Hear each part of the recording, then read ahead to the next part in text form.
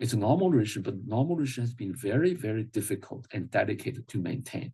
As I told you, there are different types of different stages normal, from very relatively cold relationship to a friendly relationship in 1994, I think 1992, when Yeltsin traveled to China, actually signed into a statement that is elevated two-country relation to one of friendship. And by 1995, Yeltsin proposed that bilateral relations between China and Russia would become one of strategic partnership. This is a democratic Russia's proposal. I thought in interest of the Chinese too.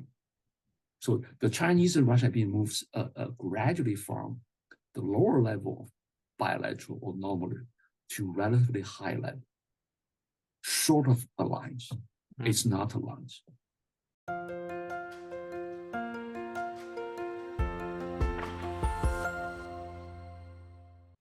Hello, everybody. This is Pascal from Neutrality Studies, and I'm joined today again after roughly a year by Dr. Yu Bin.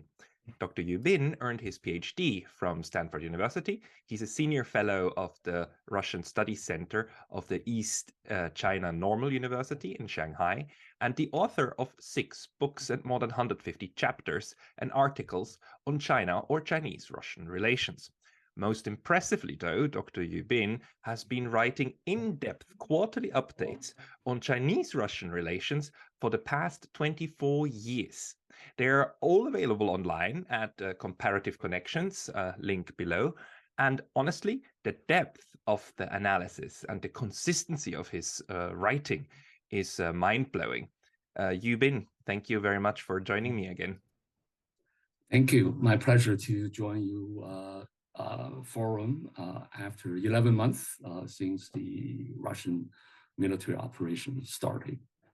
Yes, okay. So I would like to talk to you about Russian-Chinese relations, which have been in the media a lot recently, especially because of the meeting between Xi and Putin. But let's take a little bit of a broader view here at the beginning. And I would like to go back, and I will later in the video show that on the screen, like your first paper that you wrote for Comparative Connections back in 1999. And I quote your first sentence. The first sentence you ever wrote for them in summer 99 starts with, Sino-Russian relations have improved steadily in recent years due to mutual concerns about US unilateralism. 24 years later. 24 years later, where do we stand now? Where are Sino-Russian relations? Well, let me just go to your quote of the first issue in the summer of that. I think the last year of the 20th century was very, I would say, volatile, and people tend to forget. And in today's world, everybody blames Putin for the Ukraine crisis or whatever. He's been such a bad guy, and he even got a warrant from the ICC as a war criminal suspect. But people forget that it has been a long way from the last year of the 20th century when I started. Actually, at the end of that year, Putin's predecessor, the first Russian president, Yeltsin, suddenly resigned at the end of 1999. But already the relationship between the democratic Russia, or very much westernized Russia, and the West had been poisoned by the several rounds of NATO expansion. And even this, the father of Russian democracy got so upset. So in the last state visit, or any foreign visit Yeltsin made, he went to Beijing. I believe that was a Christmas day. So that was maybe the second or third issue of this quarterly analysis. And President Yeltsin actually pointedly reminded the rest of the world from Beijing that Russia is a nuclear power.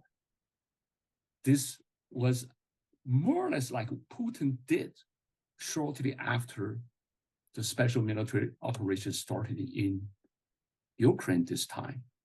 So Russia has begun going through this very traumatized experience, but one consistent issue was the kind of like an advancement of the West at the expense of Russia.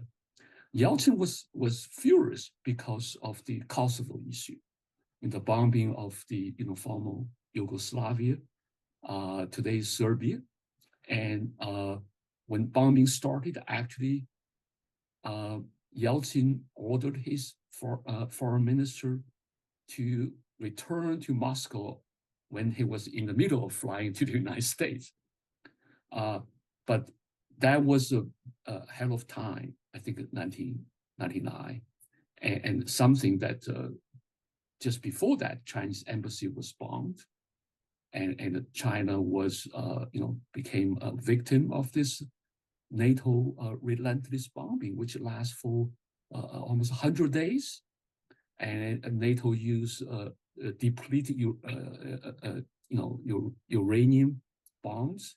Till today, Serbian people still suffer from that. So people tend to forget. Just give you a quick, very interesting note or addition to this.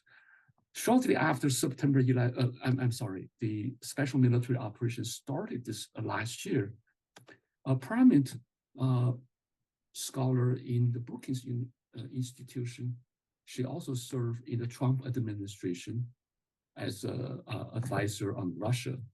And then she declared, Putin is such a bad guy. How could he threaten the West with nuclear weapons and blah, blah, blah. And President Yeltsin would never do that. I was shocked. I was shocked to see such a prominent scholar advising top leaders of the United States even forgot that even a democratic Russia would not tolerate this type of NATO expansion, which they were told they wouldn't do it. That's what happened. So that's, I think, the issue of Western unilateralism or unipolarism. The world is totally different world. So Russia and China found themselves in what Yeltsin later called a cold peace. Mm-hmm. Right? It's not a post-Cold War. It's a cold peace. It's a cold peace. Yeah, it has been a cold peace, and getting more and more dangerous with each passing year. And we can go back to those traumatized years and lots of things. Okay, let me stop.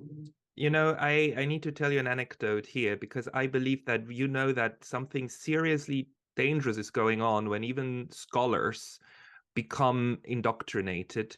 I recently wrote an article for an Austrian/German magazine, and in the announcement of the magazine, this is a scholarly magazine, semi like for also public consumption, a bit of what you write for. The editors, honestly, they write that the Russian invasion of Ukraine is the first time since the Second World War that a nuclear armed power invades a neighboring country. And those are historians who write that. China invaded Vietnam in 1979. The Soviet Union invaded Afghanistan. The US never invaded a direct neighbor, but like indirectly others. And this is historians who write that. That's how you know that somehow a framing is going on that is extremely dangerous. So I would like take this apart a little bit with you, especially when it comes to what this. What the current unilateralism, which is also an ideological unilateralism, is doing to Moscow and Beijing. In our last talk, I remember a year ago, you wrote an article saying that Beijing is showing principled neutrality towards the war in Ukraine because it has no interest in this war at all, or it would rather it wanted to stop. And a year later, China actually makes a peace proposal, and quite outrageous the West quite a bit with that it's China that's proposing something. And at the same time, the relationship with Moscow seems to get closer. Do you share that analysis, or is there more going on under the hood than we can see here? Well, I think the Chinese waited for a year to, present this 12-point peace proposal. The main elements of the proposal actually have been rather consistent with the very first day when the Chinese were informed by Russian foreign minister. It was a few hours after the start of the military operation. So the Chinese, of course, this time it's more specific and put into 12 separate clauses, including specifically how to safeguard nuclear facilities, like those nuclear power plants, which been shelled by possibly both sides, and this is a grave it's a situation never ever happened in history, that people simply just ignore this grave danger. So something like that, the Chinese would like to see to be more specific, more easily operationalized with regard to like the civilian lives, children, and how to start the ball rolling, how to avoid bigger humanitarian disasters. And so these are specifically in the Chinese put it. But the issue is most of the I think nobody, the two sides, Russia, Ukraine, they have not rejected. They have not. The only country that rejected is the United States. Now, increasingly, the Europeans are coming to this peace-oriented future or orientation, that something needs to be done. So this is, I think the Chinese actually took the first step. And they did this because, not necessarily because, they want to play the high moral ground. They want to show, for many Western mainstream media, the Chinese are quote unquote optimistic, and actually they're de facto ally of the Russians. But the problem they forgot is that Ukraine has not rejected. So the door's still open. And then lots of things happened. Xi Jinping visited Russia and spent hours with Putin. And one of the three missions they declared is a trip of peace, for peace, by peace. The other, another mission, of course, is to strengthen the normal relationship, right? But this peace mission, and Xi Jinping was unable to impose China's view onto Russia or Putin, but the two leaders talked for hours, 2 rounds of talk, which is very unusual. Normally, a state visit only have one formal meeting between the two heads of state. This time, 2. I don't know if people noticed that or not. I think that's very unusual, which means even with between the two leaders who know each other for many years, but both represent their own national interests. I wouldn't, I would say it is a bargaining. It's a process of negotiating. It's a process of coming to each other, see what's point, where we can start this process. And I think the Chinese were not the first on this line. And in my the recent piece with the Pacific Forum with the title, which I put a quite eye-catching title, "Ending the War or the World." And I documented how actually many in the West started to push for some normal sense, right? Some efforts to start the ball rolling, start the peace or ceasefire. Kissinger was one, and I cited him. And I also noted, and I document even General Milley of the US Chairman of Joint Chief of Staff, he too pushed for a negotiated resolution as early as October 2022, because he saw that the war became a trench warfare, like a World War I style. Each side, throwing so many troops, and it is virtually becoming a meat grinder. You know what I mean? And lots of reports about the sufferings, the casualties, and some went as far as to claim that the average life of an average Ukrainian soldier in Bakhmut was about four hours. And that's a brutal thing. You throw those newly drafted, newly trained troops, and they just disappear. And they were the sons, the fathers, and of many Ukrainian families, of the Russians too. It's become a meaningless. It's become a typical trench warfare of World War style. No matter how much firepower you throw in, there is a very little progress. And pretty soon, both sides start to escalate, to use poisonous gas, right? And to make life so miserable. And you see that both sides actually dragged these youngsters, 16, 14 years old, to the battlefield. Many of them deserted, they were captured and then executed by both sides, Germans and the Brits too. And this was I don't know what to say, but it's a total war. But ironically, the Europeans marched into this war with such enthusiastic mood, and everybody believed they would have finished the war in a few weeks. The first will do, yes. Very romantic. Everybody designed, and all countries designed a military strategy with offensive strategy. Nobody has a defensive strategy, but they ended up fighting in those brutal trench warfare. And this is where I think Bakhmut and this thousand line of Ukraine and Russia is becoming. Even General Milley believe it's time to have a maybe decent.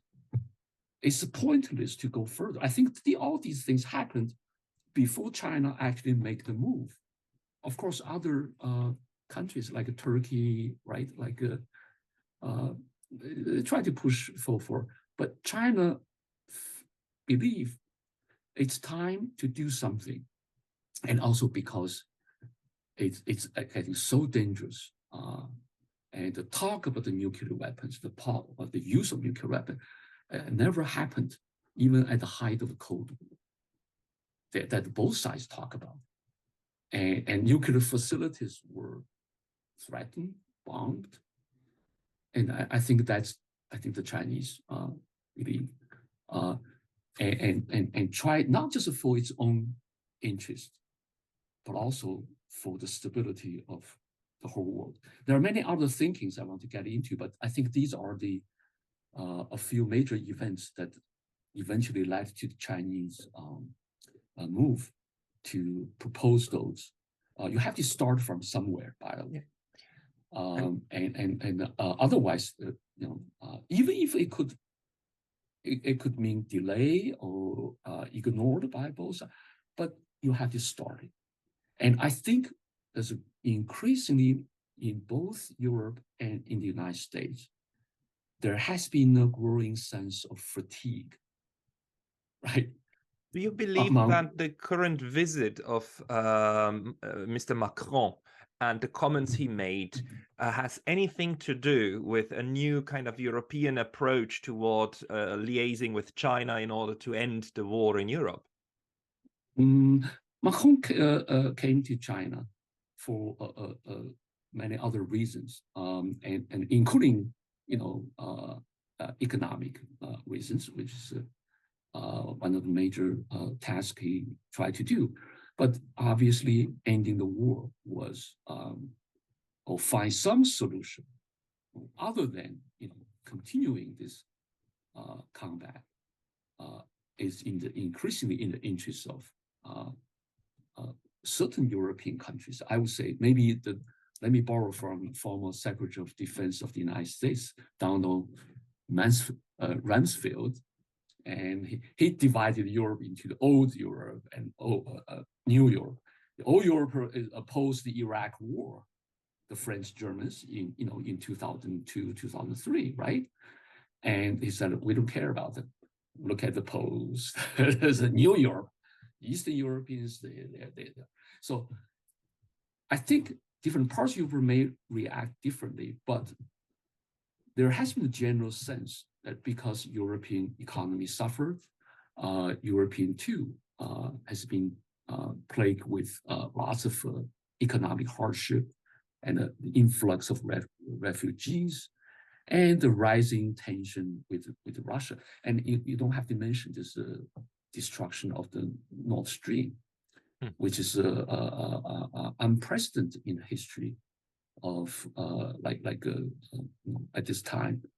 And many Europeans, they may have know who did it, but they don't want to talk about it. But that's what's really interesting, because the blowing up of the Nord Stream is probably one of the biggest foreign policy blunders of the US since the Iraq War, possibly, in terms of how damaging it is to your own alliance, because you can blow up your own friends' infrastructure only so many times before they will stop supporting you. At the moment, the Europeans are all still pretending nothing happened. Yeah. But Macron, this is utterly clear. Nobody can ignore this. Olaf Scholz, Washington did Scholz a favor with that because it helped him to undermine his own opposition. But Macron cannot look at this and think that this is fine. No way. Macron and Scholz, they're in very different situation. Let me be very honest with this particular situation. Macron is basically largely independent player, right? Even if he have to do certain things going along with NATO with regard to the Ukraine weapon supplies, blah, blah, blah. But Germany is different. The United States still have tens of thousands of troops of course. in Germany. So Germany, in a way, is not a genuine, independent, sovereign country. It's not. So that's why Scholz has been rather, I would say, quiet. I believe the Germans knew exactly what happened, but they wouldn't say it. So this is what do you see this situation? It never happened. And people who did it can get away from it. Of course, it still need to be thoroughly investigated. Now, you have the suggestion that the Ukrainians did it. Ukrainians quickly denied we didn't do it. It's so ridiculous. And luckily, I'm so glad we have people like Seymour Hersh. They are a gift to us, because it's like, it's just so ridiculous. So no, I cannot believe that anyone on the world stage actually takes that serious. We have the propaganda, blah blah, that is fed to us. For the stupid masses, the general masses, but behind, I cannot believe that anyone actually thinks that it could have been these 6 people on a boat, like free diving. It's things like that. Huge civilian project was destroyed, and people knew who did it, but nobody dared to say it. And this is a very strange situation. But the problem with that is all those things factored into this kind of protracted war. And this is go back to what I said, the fatigue. Not just the people become increasingly, impatient. You have maybe a growing anti-war movement in Europe. I think in the United States, or in Europe too, the issue of the inability to produce enough ammunition, right? And the Ukrainians, they don't have enough ammunition. And this is a structural problem of the Western economy. The problem is all things come together. I think the Chinese believe it's time to provide alternative approach. And from here, we get something to start. If we have time, well, I can talk about how the Korean War ceasefire and even the Taiwan Strait, in both cases, in both the Korean Peninsula and the Taiwan Strait, these are the cases of a civil war. It's not over. Both cases are still state of civil war. They're in a state of civil war. And peace treaty has not been reached. But even without the peace treaty, peace stability has been kept for decades. And these places, Northeast Asia, has become powerhouse of economic development, high tech. So there's many, many different ways to de-escalate the tension, to reduce conflict, even without a peace treaty. So there's many, the Chinese believe as long as we start the ball rolling, we'll find common grounds, even if both sides don't like it. But let's try to see if anything would be better than killing each other in the age of weapons of mass destruction and artificial intelligence, which is very dangerous, by the way. So this is the Chinese have the experience with the Korean War, with the Taiwan Strait situation, and they're still in the state of civil war, by the way. I am very interested in this. I suggest let me make 2 videos out of this, and I need to finish off with one question on this side now, and then we will talk about Korea, Taiwan, and the ongoing civil war. But let me ask one more question about, this is very interesting, and I'm highly interested in these dynamics of alliances or non-alliances. What we are seeing with Nord Stream is a typical example of an alliance basically targeting its own members in order to whip up adherence to the current system. So bombing Nord Stream is a US prerogative, and it strengthens its cause, right? So it does that to its own allies, and we've seen the same thing in the Cold War. The Warsaw Pact was never used against an enemy; it was only used against its own friends, right? Against the Poles, against the Hungarians. Hungarians and the Czechs, the Czechoslovaks, against its own members, right? Its own members were always at threat of being invaded, unless you were the Soviet Union itself. Well, even there. So we see a similar thing now. And at the same time, we see that this development does something to the Russo-Chinese relationship. And in the West, that relationship is often interpreted as now being an alliance, which I don't think it is. But I wonder, how do you see it? Is it now becoming an alliance, or what's the nature? I think in our previous conversation, we discussed this issue. To what extent the current Chinese-Russian relationship is one of alliance? And my simple reply was is not, because if we come to any definition of alliance, which means military alliance, it means commitment to mutual, security, mutual defense. It's a automatic lock-in mechanism. If one is attacked, it means attack of all. Yes.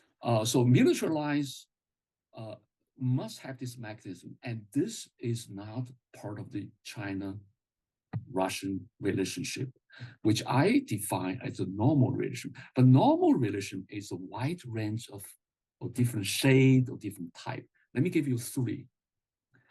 A normal relation can be a cool or cold relationship. We just neighbors, but we may not like each other. They can be cold, but they are not enemies. They can be friendly, okay? The next letter is maybe closer policy coordination, and I think it's fashionable in both Chinese and global diplomacy to use word strategic partners. So there's a different type of normal relationship. The Chinese had been moving this relationship with Moscow in the past 30-some years, ever since 1989, when Gorbachev traveled to Beijing to normalize relationship and to declare that ideology is no longer an element in our relationship.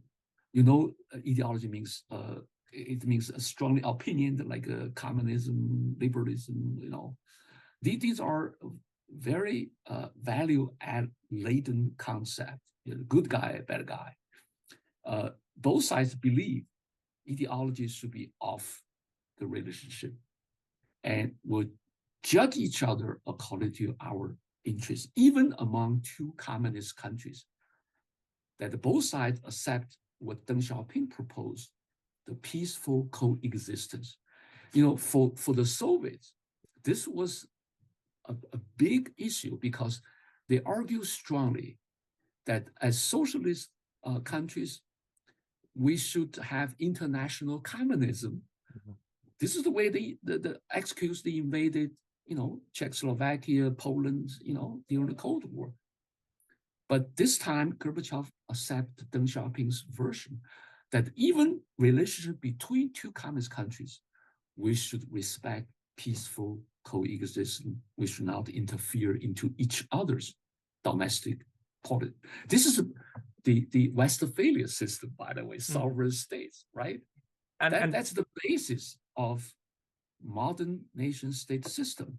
And that's still the approach of China and Russia today. Yeah.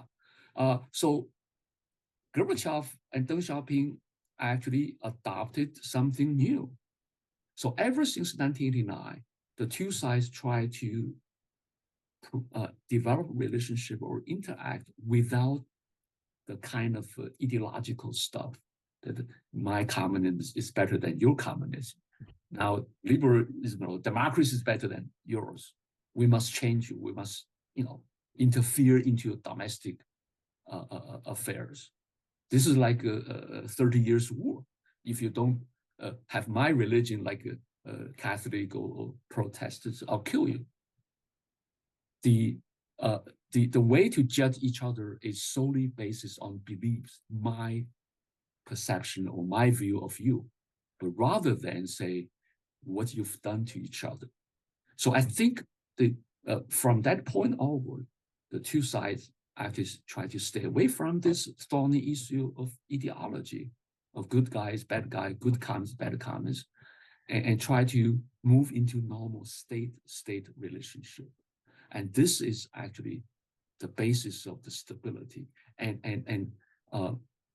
China and Russia have tried to stay away from the alliance that I called honeymoon. You know, for 10 years, 49 to 59, China and the Soviet Union were in a state of honeymoon, and then switched to 30 years of hostility, to honeymoon to hostility. In both ways, in both periods, ideology became an amplifier to, you know, they amplified unnecessarily the common ground and ignore the crucial differences during honeymoon. During the divorce time or conflict time, ideology also became an amplifier of their differences. So they fail to see that they have lots of common ground. So that's something that I think Chinese Russia has tried to stay away from. Of course, it's still possible China and Russia would move to a military alliance. It's still possible that only when both large countries were attacked by the same enemy or their vital interests, and we are actually getting close to that point, which means if the Russians were fighting in Ukraine against NATO and the United States, Chinese would have to fight Americans cross-head. I think that would be a point. I think that would be the end of the war. That's my That will be the end. It's because it's geostrategically it's quite simple. If the Chinese need to fear that the Russians might lose the war and then have the a US friendly regime on both sides of their border, they would need to intervene before that happens. And if Russia fears that China is about to fall and become a US supporter, then Russia would have to interfere. It's quite simple. You have to back up the other one if you're afraid that the fall of that one would decrease you. And both of those are nuclear powers. Yeah. So there's a very interesting kind of like a story. It's not a story. When just a year before, I believe, roughly a year before the Ukraine, this current war, Putin actually was half jokingly talk about the rising tension across Taiwan Strait. I think that was in St. Petersburg annual St. Petersburg Economic Forum when he responded to a question. He said, "We Russians, we just like he quoted a Chinese ancient story, a monkey king sitting on the top of the mountain watching two tigers fighting." So we'll watch two tigers fighting. He meant China and the United States. And Russia would. So this is a typical, Russia has never been committed itself to the, any Taiwan Strait crisis. Of course, officially it recognized Taiwan is part of China, as the United States did or has done. As Taiwan does. Taiwan still, yeah. But the Russians kind of like Putin was rather kind of like amusing. He has a lot of sense of humor, by the way. He said, "Oh, just like he used the Chinese history story, the Monkey King, very smart and watching the two tigers fight, and maybe benefited from this." That was a year before the Ukraine war. So it's not alliance, and China has not supplied Russia with military hardware. And from day one of this current conflict, Washington has warned or even accused, we know you are doing, but China is not. But you know what? In today's world, globalized commerce, China sells those drones like a toy. Yeah. Both Ukraine and the Russians actually purchase. Yes, the Ukrainians purchase a lot. Yeah, the Chinese. Yeah, almost 90% of the drones made by the Chinese. Commercial. They're damn too good, too cheap, and capable. They just make a little quick change. But these are not selling weapons to Russia alone. But no. they get it from all sources. And it's civilian goods. It's from Alibaba. You can literally order them online. Yeah. So it's civilian goods. It's not military equipment that you sell. It's then made into a military tool. Of course, the West and the United States are not happy because why you still finance, maintain huge economic transaction with Russia? But for the Chinese and the Russians, this is their normal interactions. Of course. At any rate. And I think last time I talked about the Chinese and the Russians realized that the issues between them, including the long border, the stability, and it's I would say also like a military relationship and confidence building, and these are the guaranteeing this longest border in the world that would not be jeopardized by any third party. This is a league of their own, regardless of what happened in Taiwan or Ukraine. But this is for both interests because the border has been so important, not only for the Cold War, but dating back to the 18th century, 19th century, when the Russians start to expand across Siberia. Before they reach the Black Sea, they reach the Pacific. And they benefited enormously from the Opium War and got 1.5 million square kilometers land from China. But regardless, the Chinese believe history is over. We reached a point that we want to keep stability. So this is assets between two sides. But this is not an alliance relationship. This is a part of the normal relationship they have been doing, invested so much, and they would not allow any third parties' relationship with each other to jeopardize this. The cost to have an unstable, violent border has been tremendous in the past. So this is something. And I think even in comparative terms, just look at the post-Soviet Russia. Its relationship with China is one story, peace, stability. Its relationship with European part, it has been conflictual, controversial. Now it's war, right?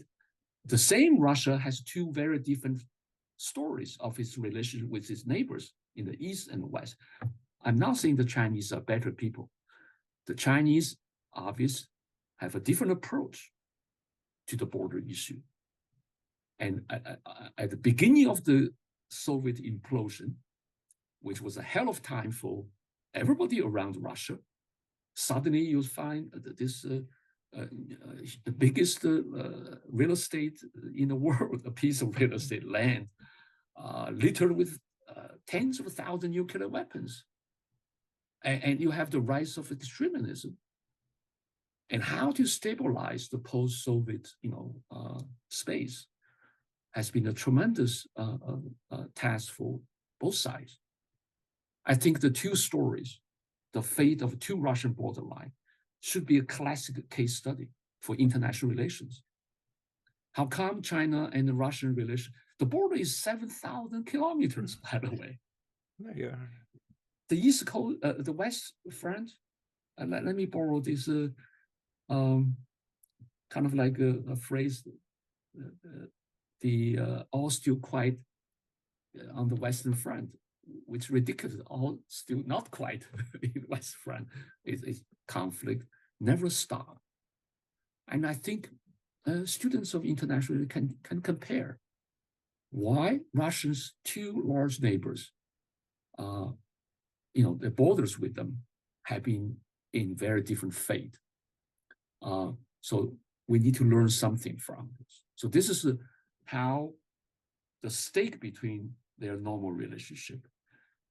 Even with this issue alone, it requires constant care, constant effort, not to politicize it, make it, so this is the state of relationship. It's not alliance, it's a normal relationship, but normal relationship has been very, very difficult and dedicated to maintain.